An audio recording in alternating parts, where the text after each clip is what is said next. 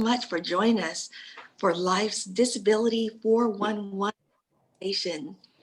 Um, L.I.F.E stands for Living Independence for Everyone. We are an organization run by and for people with disabilities. And so today, the majority of our staff are made up of people with disabilities. So today we're presenting tips and information to help you to better interact with people with disabilities, because there's no need for anyone to ever feel awkward around people with disabilities. My name is Denise Howard. I'm the program director, and I also handle assistive technology. And my co-workers that will be presenting with me today are Angel Donardi. She's our associate director. Rachel Black, she's our newest independent living coordinator. Clay Mims, our nursing home transition coordinator. Shannon Ginn, he's our peer support coordinator. Marquise Morgan, he's also an independent living coordinator for our satellite office. And also joining us today on staff, our executive director is Neil Ligon, Chastity Ortiz, and she is our coordinator for our Students for Life transition program. So again, thank you all for joining us for our Disability 411 presentation. The mission of L.I.F.E is to promote independent living and advance community change for everyone. So the services that we provide are to help individuals with disabilities, to support them to live the lives that they want to live, to be the leaders in their lives. And so we provide a variety of services to support them with that endeavor, including advocacy, help with assistive technology and adaptive equipment, peer support, independent living skills training, home modifications, transition services. We provide both youth transition, helping them to prepare for adulthood and employment or whatever they choose to do after graduation. We also provide nursing home transition, which is getting people out of institutions back into community living. And I think I've touched on the majority of our services, but our goal is helping people with disabilities to achieve their independent living goals. And whatever we can do along those lines to support individuals to have the same rights and responsibilities and privileges as everyone else. That's what we're here for in the foundation of our organization. Anyone that has a significant disability that lives within our service area, our 20 county service area is eligible for services. Anyone who has a goal or a desire to be more independent or to increase or maintain their independence, again, is eligible for our services. Who are people with disabilities? Let's talk about that. Well, people with disabilities are all of us, and that's because over 54 million individuals in the United States have a disability that affects their ability to see, hear, walk, talk, communicate, think. And so if we live long enough, all of us will age into a disability. And that 54 million number, that number is actually expected to double due to aging baby boomers and military vets returning home with injuries. Disability is really a natural part of the human experience. It's just a fact of life. Life happens to all of us. We're all getting older, we're all aging. Sometimes we're born with a disability. Accidents happen. It's just a part of life. Disability is the only minority that anyone can join at any time, because again, life happens. Next, I'd like to show you a brief video No need to feel awkward.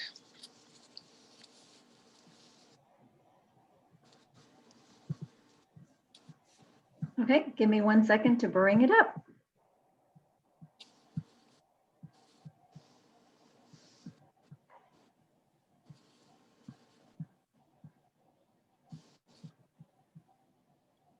And give me a shout if anyone is having trouble with the sound.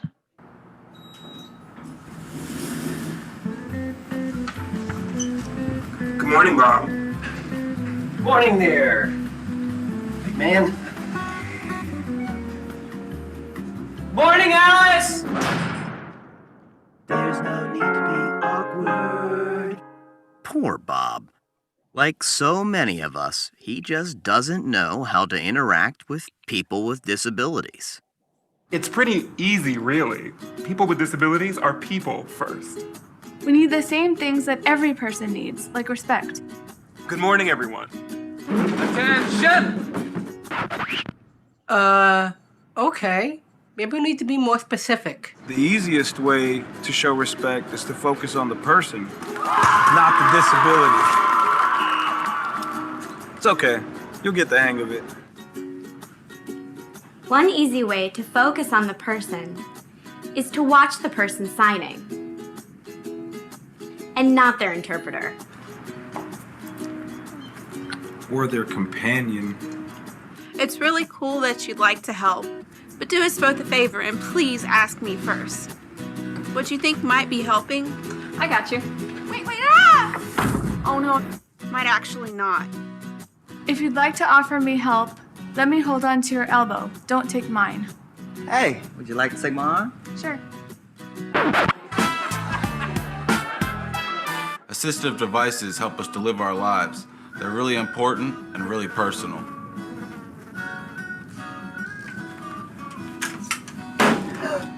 Grabbing them only makes it weird for everyone. What? Please only touch our devices and service animals if we've given you permission. And don't take it personally if I ask you not to. Remember that my service animal helps me all the time. Neither of us would like it if we were separated. Remember, we make our own decisions. We sign documents, vote, volunteer, work, and pay taxes. We get married. So don't address me just because I have a great smile. Just because I'm blind May I help you? does not mean I'm deaf. I don't know. I think he said he was going to come. Just because I'm deaf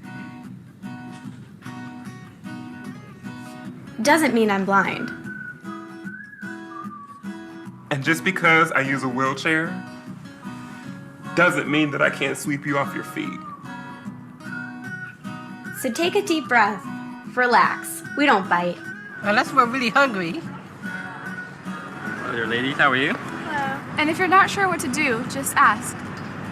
Hi, would you still like to see a menu? No thanks, but can you please read it to me? Sure, definitely. Just treat us the way you would want to be treated, and we'll all be okay.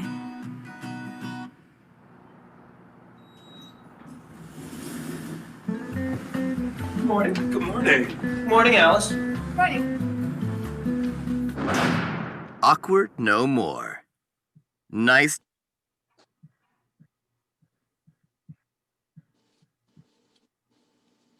Okay. Disability etiquette is making everyone feel welcome. It's about simple respect. So here are some simple tips to keep in mind and some takeaways from the video. Ask before you act. When offering assistance, always remember to ask before you act. Also, talk directly to the person with the disability, not their aide, companion, or sign language interpreter. We can speak for ourselves. So please, if you have a question or if there's something that you want to know about us, talk to us directly. Again, not to our aide, not to our sign language interpreter.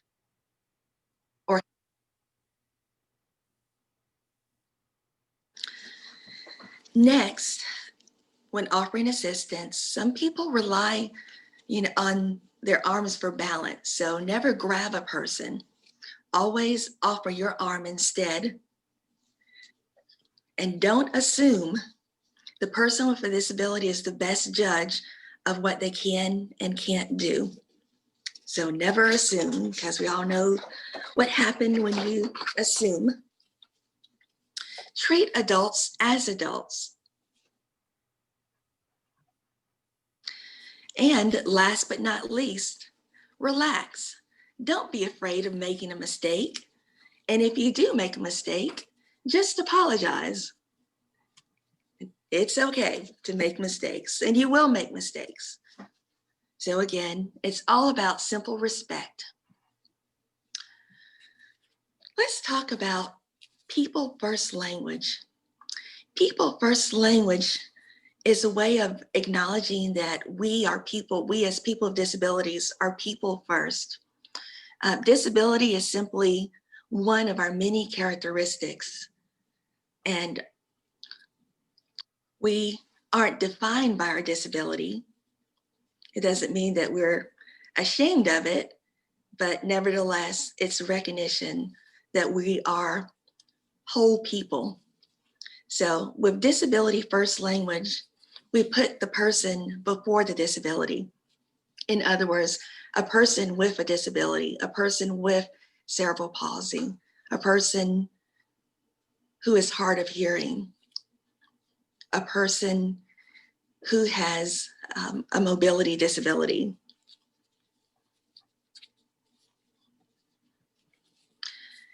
See the person beyond their label. Labels are for cans, because with a can, a label identifies what's on the inside of that can, but a label doesn't identify what's inside of a person. So you may hear us refer to disability first language in addressing people with disabilities. Avoid outdated terms such as handicapped. As you know, words change, the meaning of words changes with time. And so handicap is one of those words that we like to avoid and substitute with disability instead.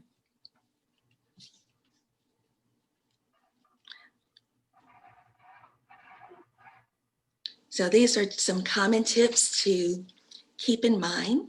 And as you get to know a person, if they prefer to be addressed differently, then we certainly will respect that.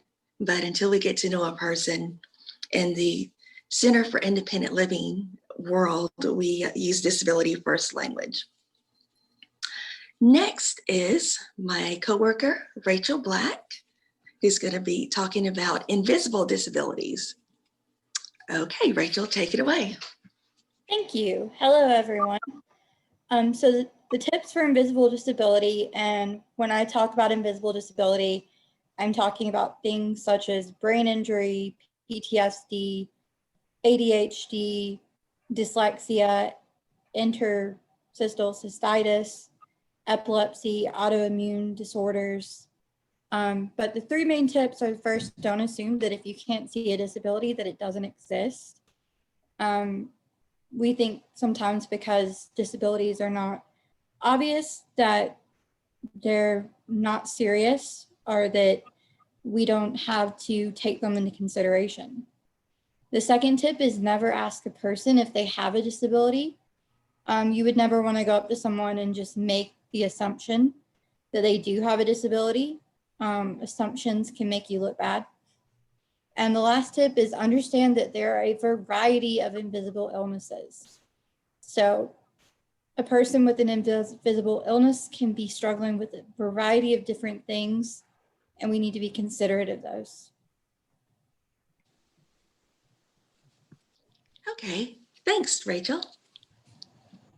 Next, I'll share tips for how to interact or assist individuals who are blind and low vision. My name again is Denise.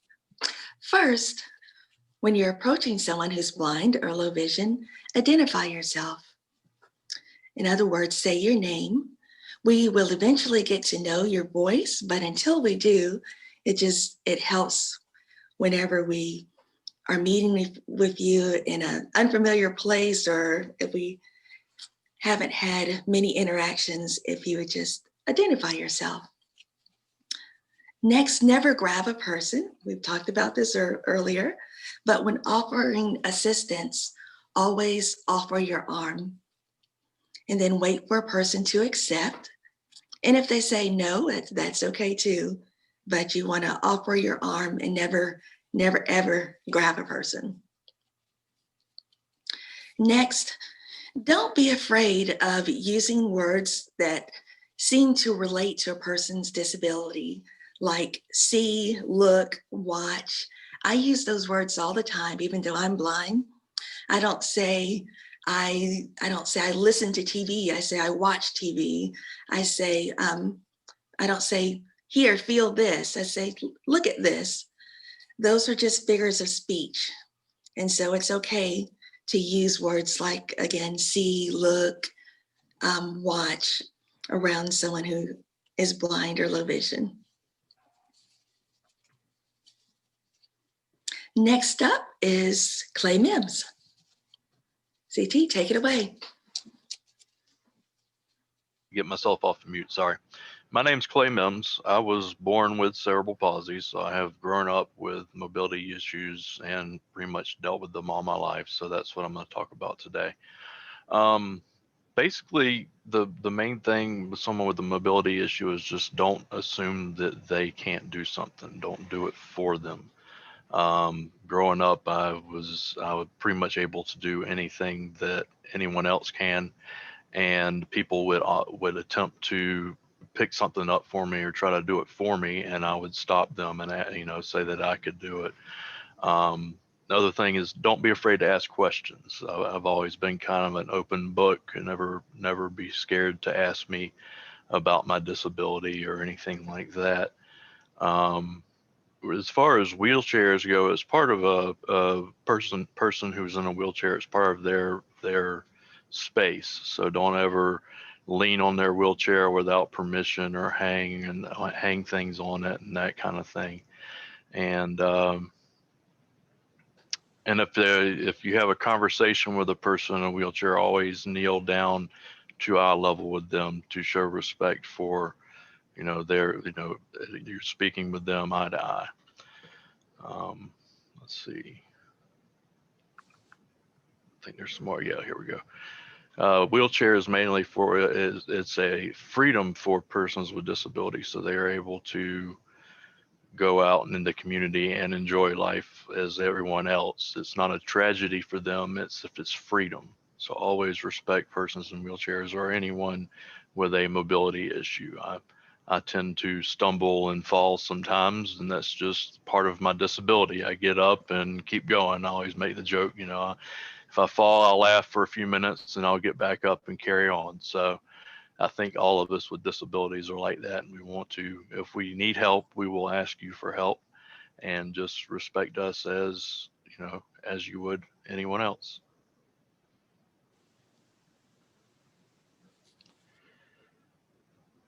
Okay, thank you, Clay. Or as we call him, CT. Next up is our peer support coordinator, Shannon Ginn. Hello, everybody. My name is Shannon. Be talking about deaf and deaf or hard of hearing. With that, you would always want to talk directly to the person. You want to always, when you're talking with a person with deaf or hard of hearing, you want to speak directly to the person because they be able to read your lips, because they can read your lips, and you want to make sure that when you're doing that, that you speak clearly and with a regular tone of voice. Also, if you have a disability or don't have a disability and know how to do sign language, you want to make sure that you are doing it correctly, because if you are not, you could offend the person.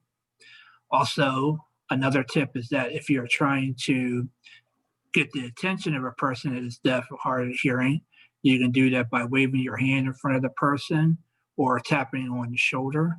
If that doesn't seem to work, you can always write down what you're trying to say to them and show that to them as well. Also, if a deaf or hard of hearing person is being accompanied by an interpreter, you want to always speak to the deaf or hard of hearing person, not the interpreter, and always speak directly to that person and speak clearly to them and not the interpreter.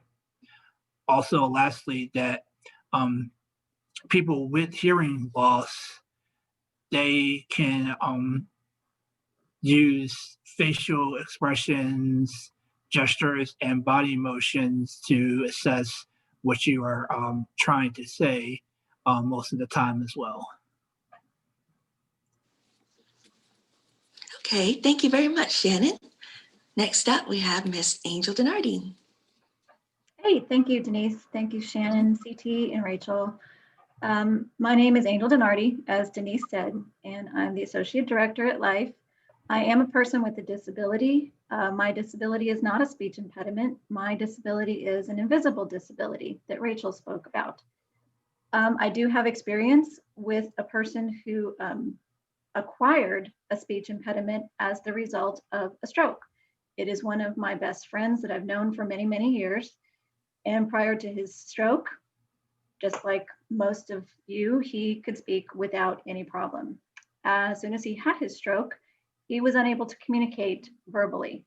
And we had to figure out ways to communicate, kind of thinking outside of the box. So sometimes when you're talking to a person with a speech impediment, it takes a little bit of outside of the box thinking. The most important thing is not to be tempted to finish their sentences for them. No matter how long it takes for them to finish their sentence, if it's stuttering, if it's aphasia, if it's something that they're struggling to find a word, if it's as the result of dementia, traumatic brain injury, anything along those lines, just be patient. The world is already going so fast. And quite often for a person with any kind of speech impediment, the most frustrating thing about their day is the inability to communicate something that's important to them. It could be if, for instance, they're in the hospital and they're lying in a bed and they're really hot, and someone comes in and is doing something with an IV or something along those lines. If they don't pay attention to the person, they're not going to know that the person's even trying to communicate. And that's one of the pitfalls, is that if a person has a speech impediment or is unable to speak at all verbally, it doesn't mean they're not able to speak, it just means they're not able to speak verbally, that people assume that they don't know what's going on, or that they potentially have a cognitive disability, which isn't always the case. So if you just give them time, be patient, and usually you'll get through one way or the other, even if you do have to think outside the box. Sometimes it's written, sometimes it's pointing. It has to do with facial expression, anything along those lines. The important thing is just to try. If you make a mistake, if you misunderstand them, then start over. But treat them with respect, treat them with patience, look directly at them, and by all means, never mimic or mock a person with a speech impediment. It's difficult enough when they're trying to communicate, and a person that feels minimized or made fun of is unlikely to want to interact with you, and you might be missing out on a really good conversation. Just because it's a different type of conversation doesn't mean that it's not valuable, and you could have fun, or you can get to know somebody. So the last thing is, and this is something that we're tempted to do when interacting with a person with a speech impediment, is to pretend you know what they said, which can result in some pretty big misunderstandings. And so if you really aren't sure what they said, there's no harm in asking them to repeat themselves. And if you still can't figure it out, resort to pen and paper or just apologize. Eventually you'll get there. It can be a little frustrating, but it's worth it. And again, just take your time, be patient, and know that it's a person that you're talking to first and foremost, and that's what you don't want to forget. And I would like to introduce next my colleague, Mr. Marquise Morgan, who will give you the 411 on cognitive disabilities. Good afternoon. My name is Marquise Morgan. I'm an independent living coordinator here at L.I.F.E. And cognitive disabilities, there's sort of a wide range of them. You have things like delirium, amnesia, Alzheimer's and dementia. And really the main focus is, and these can sometimes be invisible as well, just like Angel said and Rachel said. Sometimes, especially when they're having days where they're having what they call it, they have good days. And sometimes they have days where the disability affects them a bit more. So the main things you want, as always, with dealing with anyone are patience and compassion, especially given certain disabilities like Alzheimer's and dementia. Sometimes the person will become easily confused or sometimes easily frustrated. And it can be very frustrating for the caregiver as well, or the person helping them as well. But we have to remember that oftentimes they're aware of the problems and they feel frustrated too.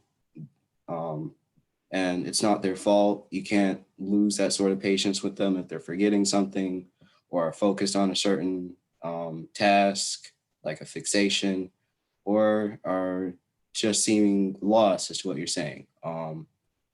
So just, breathe and concentrate with them. If they're not understanding you, it's okay to repeat yourself, and you don't want to belittle them either. These are still adults and they still need to be respected and treated with kindness and compassion. So it's okay to use simpler language without, baby talking somebody, because these aren't children. They're not children. They just have a specific disability that affects their problem solving, their learning, etc. Try using different words. And sometimes it's okay to go along with some of the things they say, but you don't want to frustrate people by saying, no, that's wrong, or chastising them for saying something. And it's okay to, and oftentimes you'll run into, good days, bad days, like everyone has, where this disability is affecting them in a way where they're a bit more forgetful or are fixated on a certain topic. It's okay to just remember that certain things take time, and just remember to keep an open mind, keep yourself listening and attentive to them and what they need, and you can work together and make sure they get through it.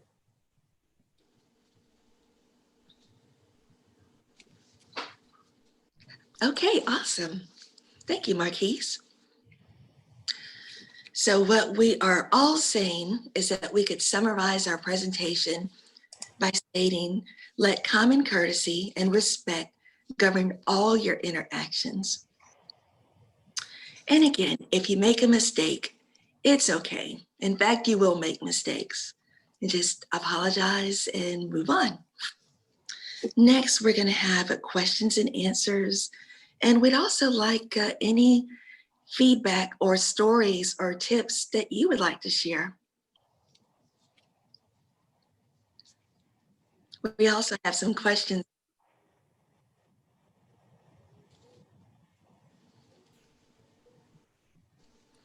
So are there any questions or comments or tips that you would like to share? There's one that came across, Denise. I can share a question that came across. Okay, sure. Here's one. It says, are you allowed to demand proof from someone who parks in an accessible parking space but doesn't look like they have a disability?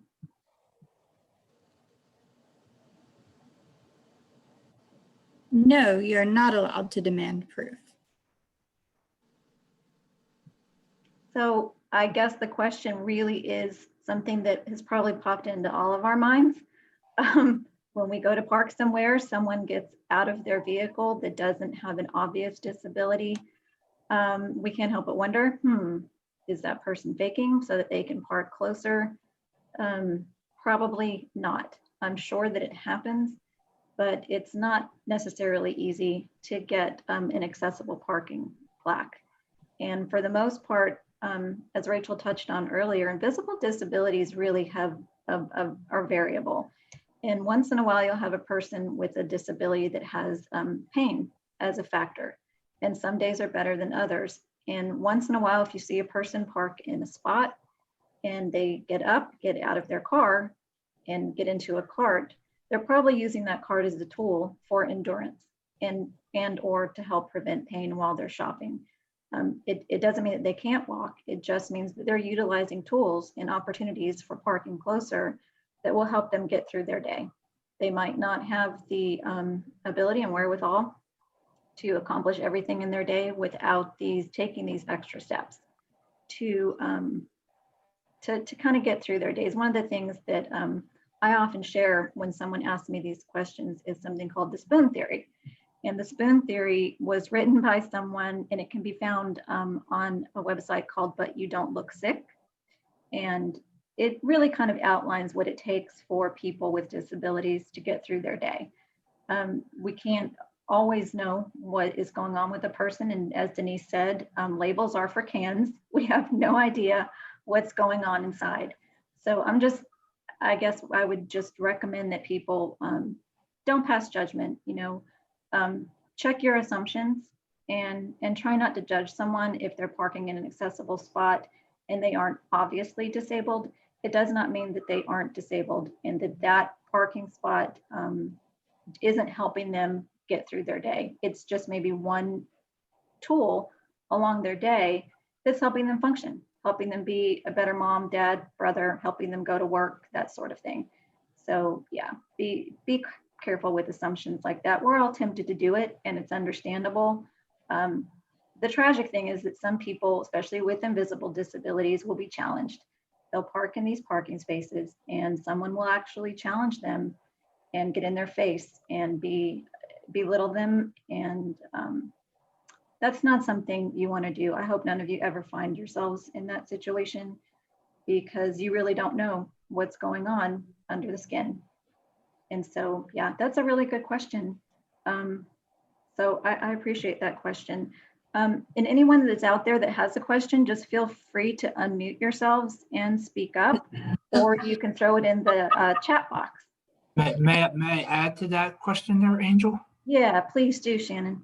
I would say also though that if you do park in a spot like that it's good also to make sure that you have a handicap plaque in your car, because depending on where you park, there is a potential to where you could get towed if somebody calls and say, hey, there's somebody parking in a handicap spot and they don't have a handicap plaque in their car. They could get towed even if they had a disability or not, because sometimes that could happen. So that's a good point. That's a good, just to protect yourself, to make sure if you do have a disability to have that in your car, because you get towed, then that person is not going to have is going to end up having a really bad day. Yeah, they will. And I hope no one is parking in accessible parking spots that aren't allowed to, that are, that brings up the other side of that coin, doesn't it?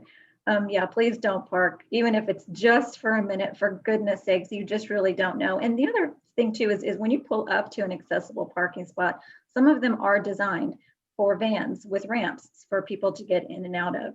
And sometimes you're going to park a little too close and you could quite by accident prevent a person from being able to get in and out of their accessible vehicle. So it just has to do with awareness when you're pulling into a spot, even if you're pulling into a spot that's not outlined as accessible. If you're next to one, just kind of pay attention to where their striping is and how much room they have, because once in a while, you will get someone that will need to put down a ramp and they need a little bit of room to make that turn. And the other thing, and I'm just going to say this one more little thing about this, it's one of my pet peeves, can you tell? When you're pulling up to a sidewalk and we in Savannah, we have beautiful hedges and that sort of thing. And there's especially when there's a spot next to you that's meant for accessible parking, try not to let your car overlap the sidewalk too much, because often the curb cut is a little bit further down the sidewalk and a person will access the sidewalk from the curb cut. and they'll come to your vehicle and can't get around it. They can't get past the hood of your car because there's not enough space on the sidewalk. So that's something to really keep in mind too when it comes. This is a really juicy topic when it comes to parking. So yeah. Great answers. Can you Okay. All right. I didn't have any questions, but I did have a couple comments. Yeah, please, Lori. Yeah, so first of all, thank you guys. This was excellent and very, very well done. So thank you for hosting this today. I had a couple things that stood out. One was a good reminder when you're communicating with somebody who has an interpreter to still look at the person you're speaking with and not the interpreter, because that's a very easy thing to fall into. So it was a great reminder to hear that. So thank you. Also, just a personal story too, because as you all mentioned, the disabilities, whether it be physical or cognitive, can happen to anybody. Not everybody's born with it. Some are and some are not. And just for example, my mother had, and she passed away of brain cancer, but she was fine, but as those symptoms were developing, she was experiencing memory loss and very short-term memory, and would be constantly repeating things over and over. And so it teaches you quite a bit of patience, but it can happen to anybody. So it's just being hyper aware and sensitive to those around us, because as you all mentioned, we don't always know what's going on, and it can happen to everybody. So I felt that very personally. So thank you for covering that as well. Thank you.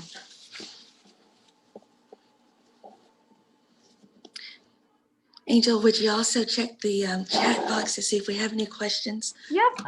Let's see. Another one came through. Which way is the best to get the attention of a person who is deaf or hard of hearing?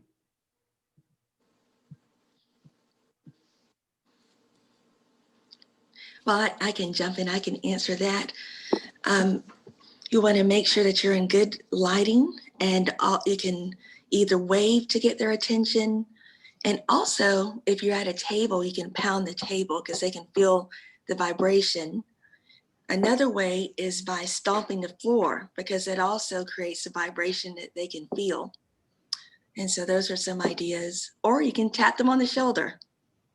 So either wave if they can see you and then you're in their line of vision, tap the table or stomp on the floor to create a vibration, or just simply tap them on the shoulder. That's great. You know what? I actually never thought about the vibration before, Denise. Thank you for that. I usually will just make it a point to try to get in their line of vision. I'm always reluctant, and I think a lot of people are, to tap somebody unawares, but it really does. Sometimes it's just the common sense thing to do. It seems intrusive, but for a person, in my experience, who is deaf or hard of hearing, it's just something that you have to do. It's part of the communication process. So some people will say it's bad manners to tap someone, but in this instance, it might be the only way that you can safely get their attention. But that's a really good point about the vibration. I hadn't thought of that. Is there anybody else with questions? I do have one or two more that came through, but if anybody wants to chime in, this is your opportunity to ask these questions. If there's ever been anything on your mind, a question that you have, if it's something that we've covered or we haven't covered, I do hope you'll chime in.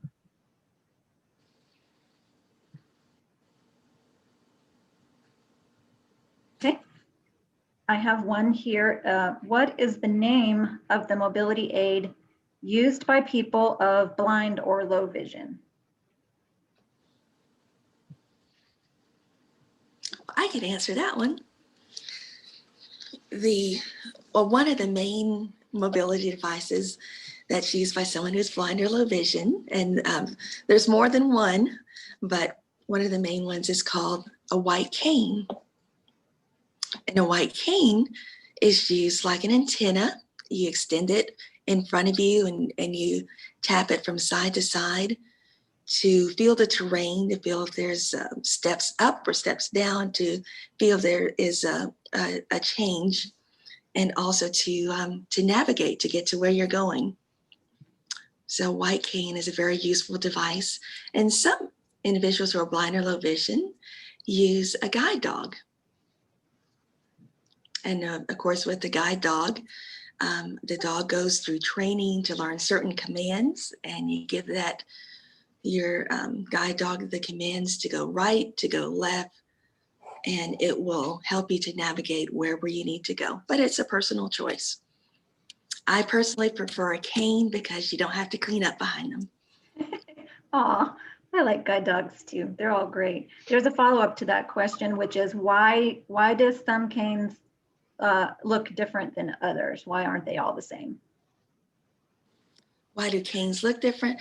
I imagine because they're different types. They're support canes as well as the white cane. The white cane is used by people who are blind or low vision, but support canes are used for someone that may have limited physical mobility. Okay. And here's a great question. Is it okay to use the accessible bathroom stall in a bathroom if you are not disabled?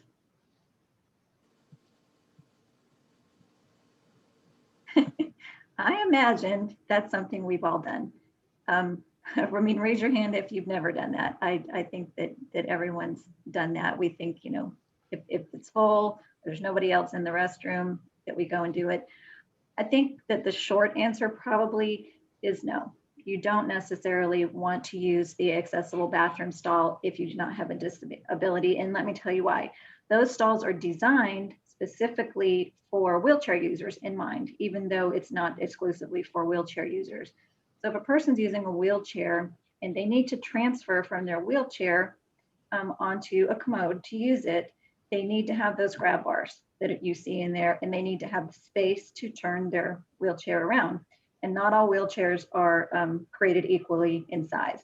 You've got some that are customized that have very small profiles, and you have some that are quite large because they're power chairs and they need to be that large. So those bathroom stalls are designed for that reason.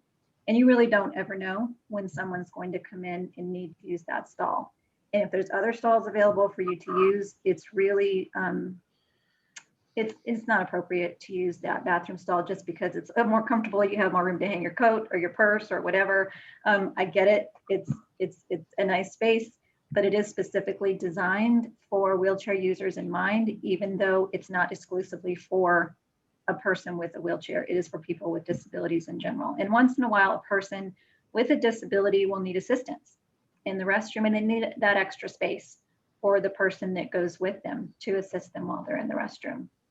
So that's why they're designed the way they are.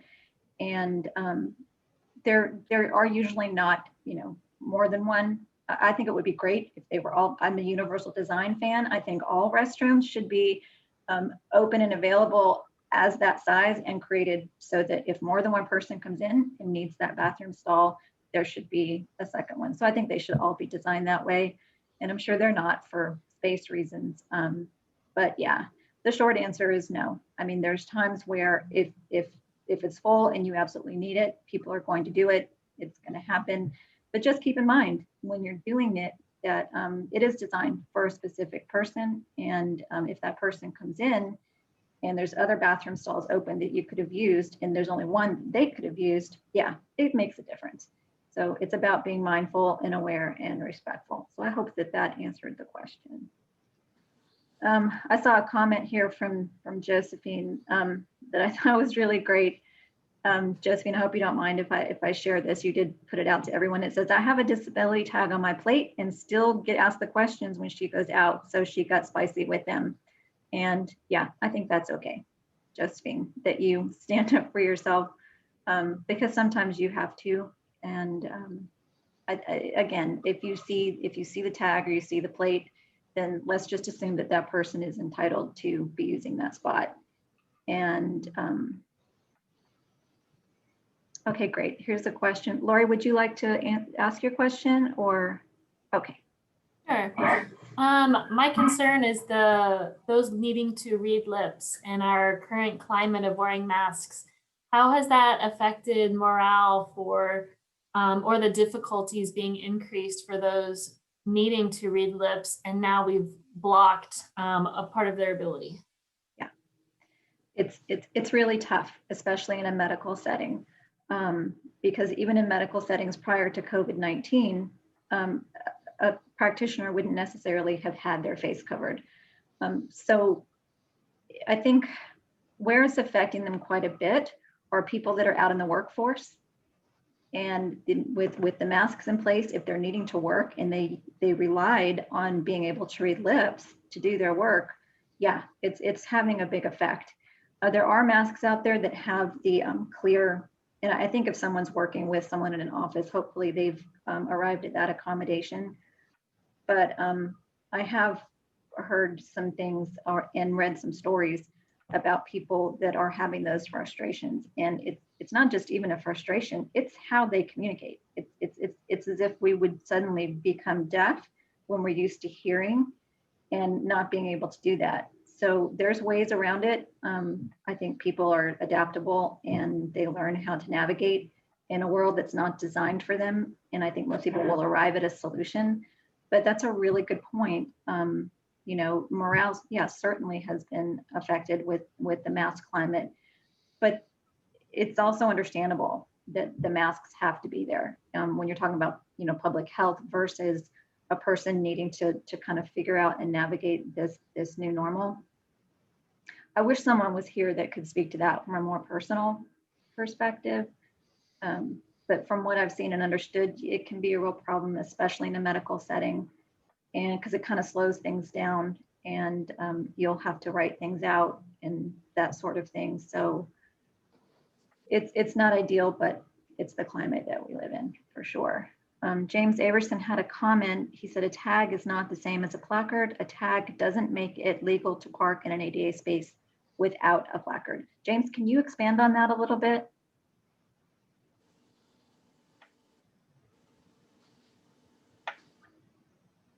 Yeah, I mean, you can get an ADA tag for your car. It goes, you know, on the back or front, depending on the state. But it doesn't make it legal to park in an ADA space. You still need the hang tag that hangs from your mirror to be legal. The hang tag?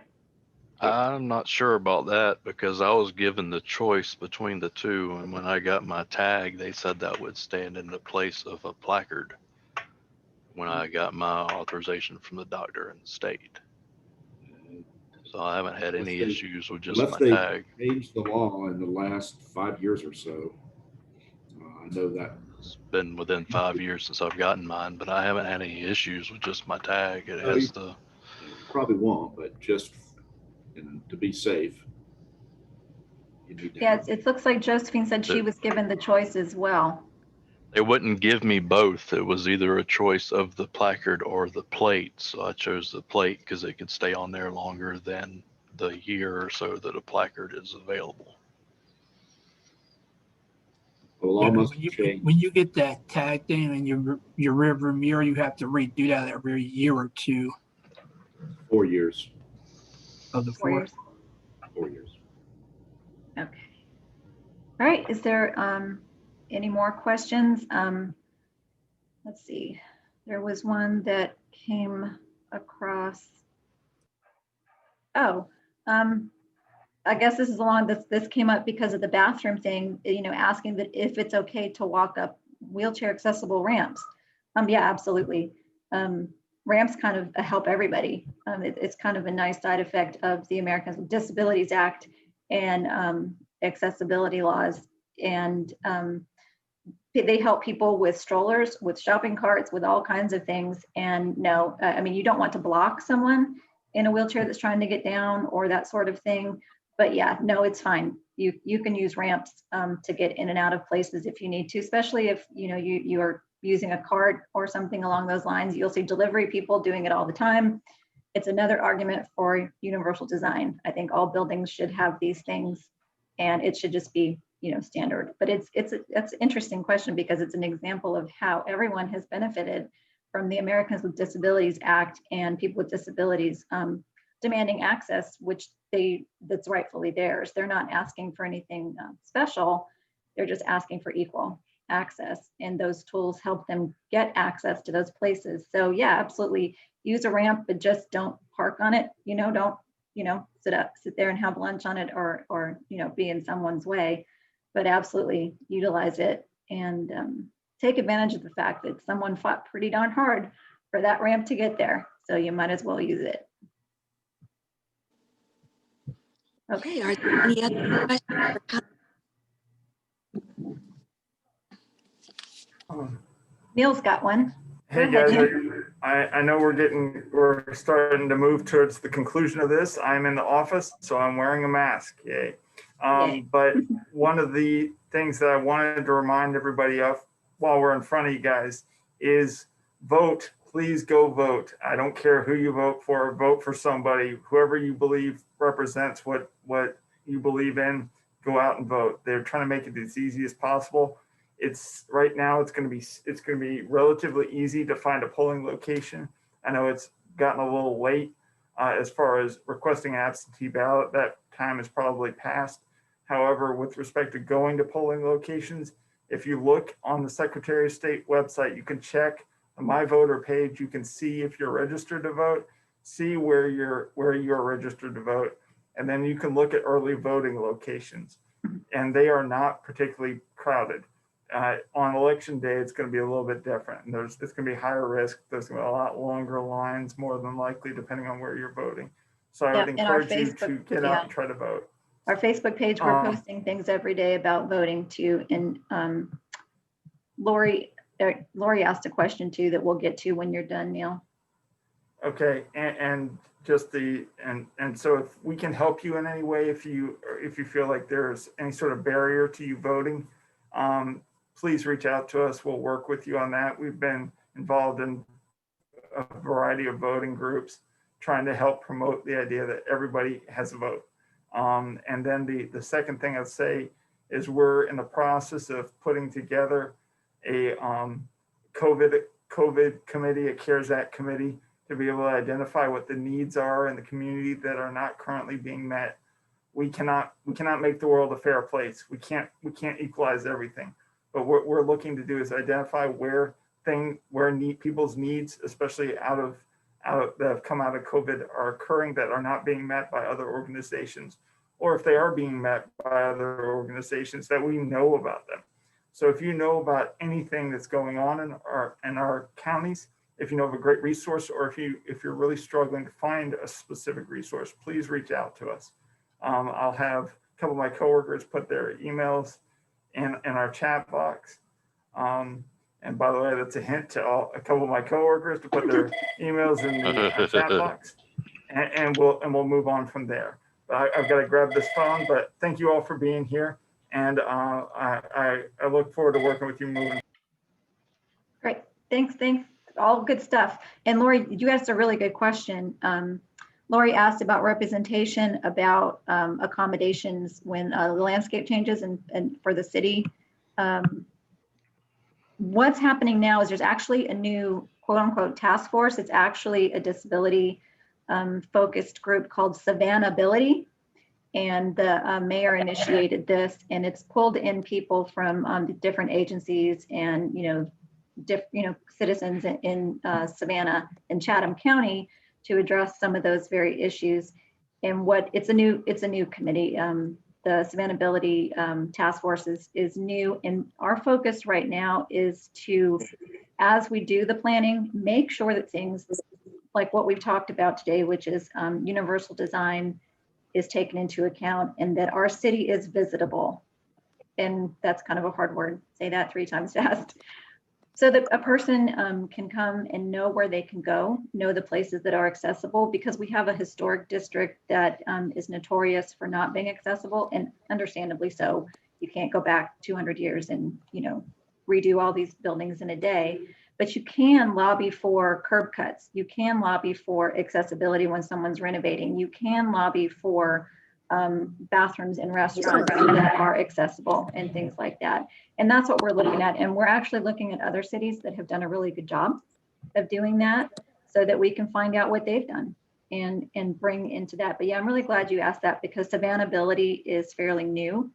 And so, yeah, we're going to be sticking our noses into things and paying attention to what's going on, to what exists and what's coming up. So yeah, thanks for asking that question. Okay. And okay, well, we're coming up on 2 o'clock. I'm going to turn it back over to Denise unless anybody else has a question they want to sneak in before we wrap up.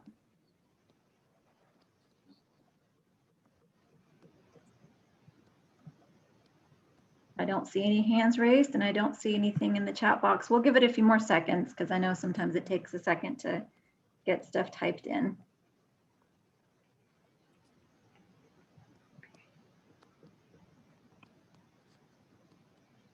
Okay, nope, I don't see anything. Someone did ask earlier whether or not we'd be willing to do this presentation for other agencies or community groups. And yes, absolutely. We're happy and available to do that. So it looks like it was Nola that asked about that. Thank you, Nola.